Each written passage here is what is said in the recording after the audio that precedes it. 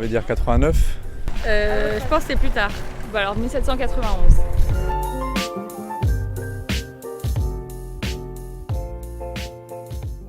Comme on a une histoire très patriarcale, je pense qu'ils ont distingué les hommes des femmes alors qu'en soi, ça n'aura pas dû être le cas, quoi. En fait, ce qui est intéressant, c'est qu'on a longtemps considéré qu'au fond, la Déclaration des droits de l'homme valait en tant que telle pour l'humanité et que donc la femme était un homme comme les autres. Alors cette idée qu'il y aurait une spécificité des droits des femmes, elle est quand même très ancienne, parce que sous la Révolution française, on a une figure comme Olympe de Gouges qui revendique justement la formalisation des droits de la femme, parce qu'elle explique que finalement c'est une nécessité aussi de faire apparaître les femmes en tant que telles et de leur reconnaître bien sûr des droits politiques qu'elles n'avaient pas.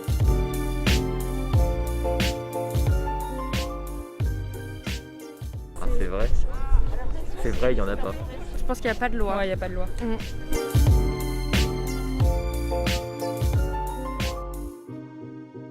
Je pense que c'est plus qu'il n'y a pas assez de lois de régulation là-dessus, plutôt qu'il y a une loi, qu'il n'y a pas de loi de base qui dit qu'on est censé avoir des égalités salariales. Oui, non, mais le truc, c'est que c'est juste pas respecté. Là, il y a un débat, attention. Là, Donc la première remarque, c'est qu'il ne suffit pas qu'il y ait une loi pour qu'elle soit réellement appliquée.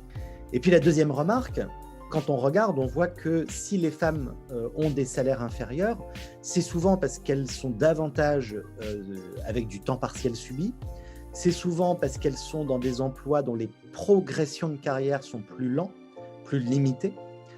Et donc finalement, on peut avoir une grille salariale qui est parfaitement paritaire homme-femme, et pour autant une inégalité.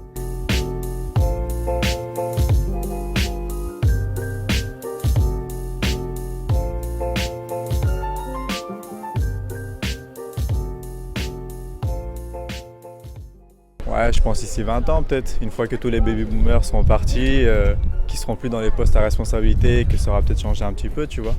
Alors, je pense quand même que ce type de loi est intéressante parce qu'il y a un aspect statistique et très concret. Et en fait, un des outils, on s'en rend compte, pour promouvoir l'égalité, c'est surtout de rendre l'inégalité visible, et en la rendant visible, de la rendre scandaleuse. Alors après, toute la question, c'est est-ce que cet index va être utilisé, médiatisé, présenté dans des palmarès, et qu'au fond, les entreprises vont se rendre compte qu'avoir une mauvaise note leur nuira, auquel cas ça aura de l'effet, ou est-ce que cet index va être à la page 499 du bilan statistique que personne n'ouvre? Ça, je ne sais pas.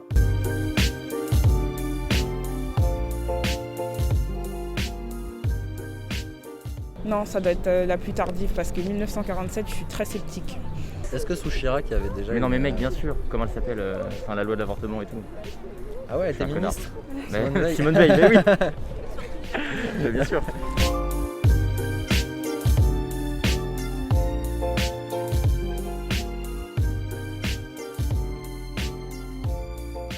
Ce sera toujours trop tardif parce que je considère qu'on est tous égaux, on va dire. On a les mêmes capacités au même titre que les hommes à pouvoir, intellectuellement, à pouvoir gouverner, régner. Politiquement parlant, en France, elle a sa place, quoi. Ouais. On l'a vu avec Ségolène Royal, on le voit avec Rachida Dati. Donc aujourd'hui, si, par exemple, disons Marine Le Pen était présidente aujourd'hui, ça en ferait pas un phénomène non plus. Moi, je le vois quand même comme une révolution, parce que je trouve qu'il y a quand même beaucoup de conservateurs qui ont encore du mal à se dire qu'une femme est capable de diriger un pays, ou en tout cas la France.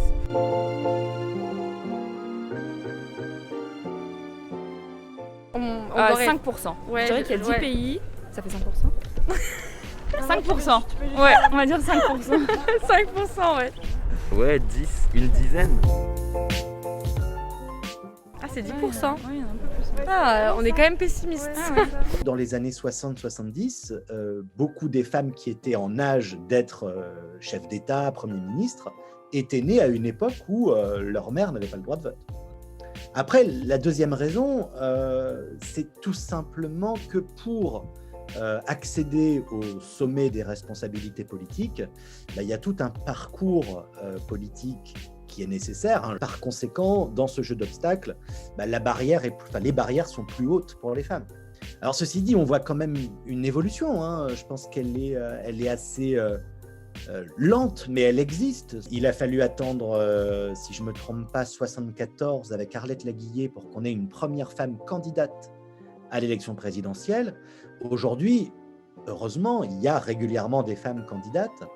Et c'est pareil aux États-Unis, d'ailleurs. On a quand même, depuis cette année, pour la première fois, une femme vice-présidente avec Kamala Harris. Je pense que c'est un parcours très très long. Voilà.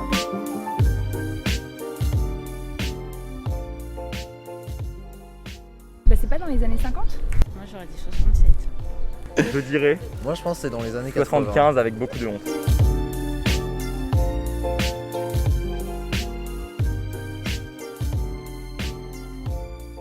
On ne devrait pas avoir à attendre une loi qui vient aussi tardivement pour pouvoir disposer de son propre corps.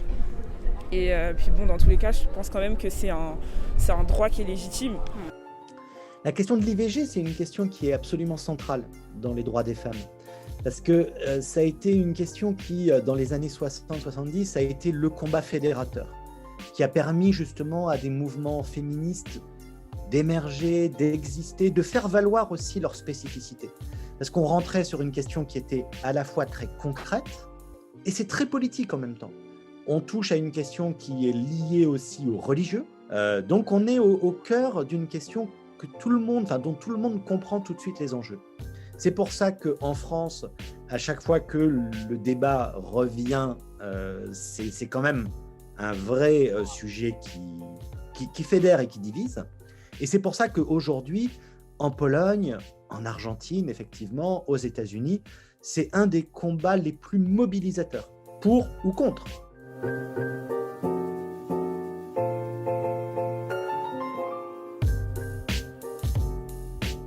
Oui, c'est un tournant dans l'histoire. Aujourd'hui, c'est, je pense, le meilleur moyen de s'exprimer sans être déjà jugé, parce qu'on peut le faire anonymement. Aussi voir qu'on n'est pas seul dans ce combat-là. Vaut mieux en parler beaucoup maintenant pour casser un peu ça, pour que plus tard ça devienne juste normal et qu'on réagisse à ces choses-là sans qu'on ait à lancer des hashtags ou des choses comme ça en fait, tu vois. Il y a aussi cet effet viral où du coup que tu peux pas arrêter en fait.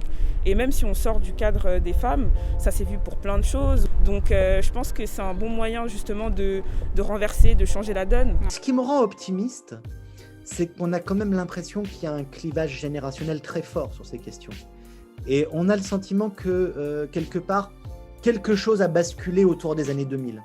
Par exemple, le hashtag MeToo, les mobilisations des dernières années, une figure comme celle d'Adèle Haenel, était quand même peut-être difficilement envisageable de cette manière il y a 20 ou 30 ans. C'est le signe que quelque chose a changé. Alors après, quand on a un mouvement qui est assez générationnel, on sait qu'il va gagner, parce qu'il va gagner démographiquement, tout simplement, parce que les jeunes de maintenant seront au pouvoir dans 20 ans.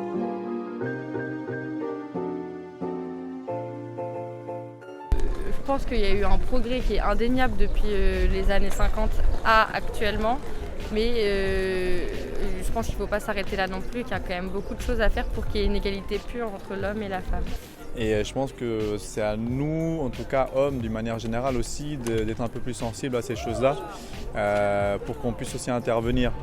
On devrait sensibiliser la population par rapport aux violences faites aux femmes, parce qu'on sait à quel point ça s'est accentué avec les différents confinements, les harcèlements de rue.